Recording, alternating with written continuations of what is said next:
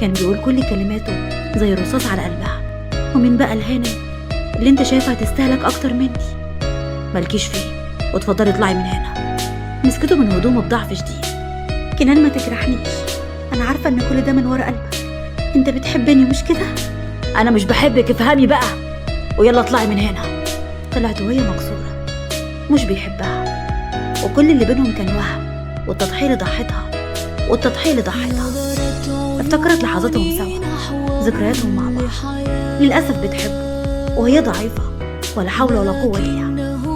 استغل الضعف ده ابشع استغلال، وكان انخطف فيروز، وكل حاجه كانت ماشيه طبيعيه جدا. بعد مرور اسبوعين كان خلاص وراح كنان النهارده.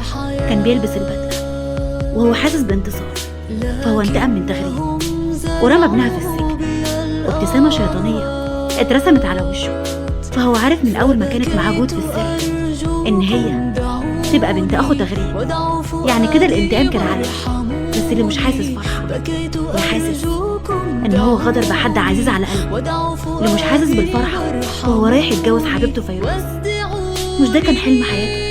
وفي افخم قاعات الافراح كان قاعد في الكوشه، وفجاه التليفون بتاعه رن، وكانت تغريب. انت بترني ليه دلوقتي؟ عايزانا توسط لك عشان تشوفي ابني؟ ارجوك الحقني، لو وجود لها معزه خاصه عندك او حتى شويه صغيرين، تعالى الحقها.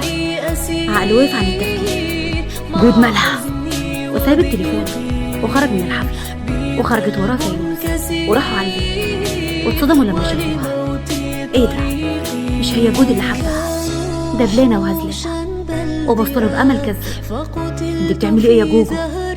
سيبي المسدس ده. كان كل املي في الحياه ان اعيش معاك يا كنان، بس انت استكترت عليه الموضوع ده. كنان انا بحبك، سيبي اللي في ايدك. انت استكترت عليه الموضوع ده. كنان انا بحبك، سيبي اللي في ايدك ده يا مجنونه. بصت لفيروز اللي كانت لابسه فستان الفرح. اخترتها هي، كان نفسي البسه قوي، بس انت ما اديتنيش حل غير كده. هتوحشني. انا غلطت لما دخلت في عالم مليان شياطين زيكم، وانا ملاك بريئه، معرفش العابكم دي نتيجتها ايه. كنان بصريخ، سيبي اللي في ايدك ده وتعالي نتكلم، وانا والله هشرح لك كل حاجه، بس سيبي اللي في ايدك. سيبي اللي في ايدك يا حبيبتي، سيبي اللي في ايدك. قرب منها عشان ياخد المسدس. بصت في عينه، ايه؟ انت غدرت القلب الوحيد اللي حبه. كان ابسط امنيه عنده ان هو يعيش بين ايدك، وعشان اخليك تستريح انا مش هموت انا لوحدي، انا هموت انا وابني اللي كان نفسه انه يعيش بين ايدين ابوه. فيروز وقفت مصدومه. معقول في حد بيحب حد للدرجه دي؟ وعملت له حاجات كان مستحيل حد يعملها. ضحت بنفسها وبكل حاجه عشان الحب، لكنه طلع حب كاذب. كان هدفه الانتقام، ولكن للاسف جاي ينتقم من الناس، انتقم من نفسه. لا انت هتعيشي، انا بحبك والله بحبك. لكنه ما كملش كلام، ولها بتبتسم له ابتسامه اخيره وقالت ما عادش ينفع بعد اللي شفته. كلمه بحبك مش بتحيي الميت.